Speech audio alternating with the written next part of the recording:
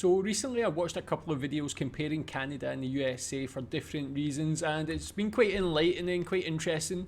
I've got another one today. This is Canada and the United States bizarre border. So obviously they share a huge border, I think the largest, but in what way is it bizarre? Like, this is interesting to know. Tell me your experience going from Canada to the US, or if you're from the US going the other way. How easy is it to cross? Is there ever any issues? How does it compare to like the US Mexico border, where we see like a lot of like we see the wall fences and all that sort of thing, a lot of border patrol? Is it completely different? Let's find out what this is. This is a bizarre border, so I don't know what this is. Canada and the United States share to. the longest, straightest, possibly boringest border in the world, but look closer and there's plenty of bizarreness to be found. While these sister nations get along fairly well, they both want to make it really clear whose side of the continent is whose, and they've done this by carving a 20-foot wide space along the border, all 5,500 miles of it. Really? Okay, this is actually completely new to me. I never knew that was a thing.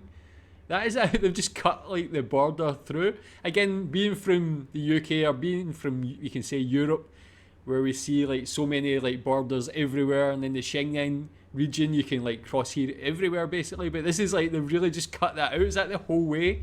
It's like that? I never knew that. Tell me if you're from Canada, did you know it kind of looks like that?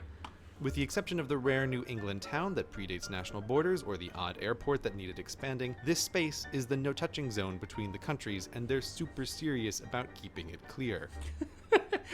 I don't know, there's just something funny about the name, the no-touching zone. Like, it just sounds, I mean, these guys cannot touch. It matters not if the no-touching zone runs through hundreds of miles of virtually uninhabited Alaskan Yukon wilderness, those border trees will not stand. Which might make you think this must be the longest, straightest deforested place in the world, but it isn't. Deforested, yes, but straight, not at all. Sure, it looks straight on a map, and the treaties establishing the line say it's straight, but in the real world, the official border is 900 lines that zigzag from the horizontal by as much as several hundred feet. How did this happen? Well, imagine you're back in North America in the 1800s. The 49th parallel, one of those horizontal lines you see on the globe, has just been set as the national boundary, and it's your job to make it real. You are handed a compass and a ball of string and told to carefully mark off the next 2/3 of a continent. Don't mind that uncharted wilderness in your way, just keep the line straight. Yeah, good luck with that. The men who surveyed the land did the best they could and built over 900 monuments. They're in about as straight a line as you could expect a pre-GPS civilization to make, but it's not the kind of spherical planar intersection that would bring a mathematician joy.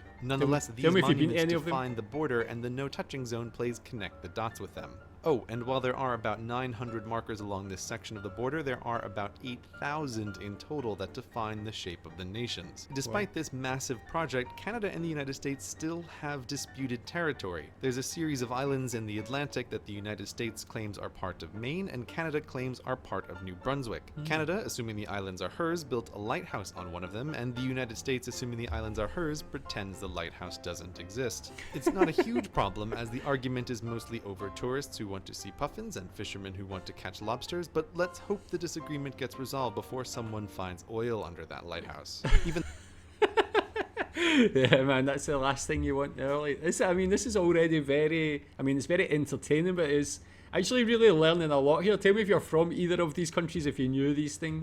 Is it common knowledge? The territory has a few notably weird spots, such as this tick of the border upward into Canada. Zoom in and it gets stranger, as the border isn't over solid land, but runs through a lake to cut off a bit of Canada before diving back down to the US. This spot is home to about 100 Americans and is a perfect example of how border irregularities are born. Back in 1783, when the victorious Americans were negotiating with the British, who controlled what would one day be Canada, they needed a map, and this map was the best available at the time. While the East Coast looks pretty good, the wester it goes, the sparser it gets. Under negotiation was the edge of what would one day be Minnesota and Manitoba, but unfortunately that area was hidden underneath an inset on the map, so the Americans and the British were bordering blind. What? Seriously. They guessed the border should start from the northwestern part of this lake and go in a horizontal line until it crossed the Mississippi. somewhere. But somewhere turned out to be nowhere, as the mighty Mississippi stopped short of that line, which left the border vague until 35 years later, when a second round of negotiations established the aforementioned 49th parallel. But there was still a problem, as the lake mentioned earlier was both higher and less circular than first thought, putting its northwesterly point here, so the existing border had to jump up to meet it and then drop straight down to the 49th, awkwardly cutting off a bit of Canada before heading west to the remainder of the continent. And it turns out you can't just draw a straight-ish line for hundreds of miles without causing a few more problems. One of which was luckily spotted in advance, Vancouver Island, which the 49th would have sliced through, but both sides agreed that could be dumb, interesting. so the border swoops around the island. However, next door to Vancouver Island is Point Roberts, which went unnoticed, and thus today the border blithely cuts across. It's a nice little town home to over 1,000 Americans, but has only a primary school, so its older kids have to cross international borders 4 times a day to go to school in their own state. Yeah, that's what I was going to say. Like, that's like so interesting. Again, tell me if you knew these things. I guess if you live in this sort of region, that'll probably be common knowledge. But this little, like, enclave, man, just of American people, just so close that you need to cross this border. Like, is there any sort of physical border crossing that you need to go across here? I guess there must be. I really don't know, actually.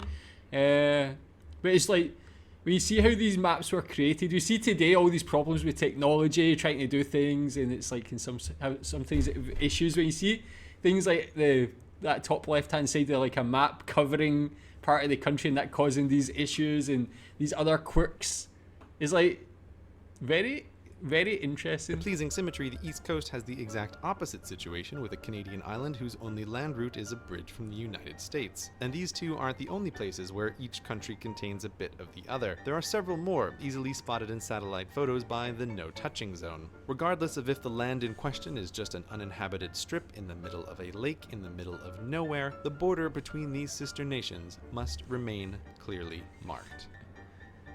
Wow. That was excellent, man. So yeah, very funny. Like, yeah, I've never really thought about the border apart from just like the crossing and how you get from one country to another, and like if it's easy or difficult, whatever. But when you actually see it like this, I had no idea it was like physically mowed down trees to like show that border. At least there's not a huge wall and fences and guys with big guns or anything like that. I don't think, anyway. There might be in there somewhere, but yeah, tell me what you think about that. Did you know all of this? Is that new information to you? What do you think about it? Thanks.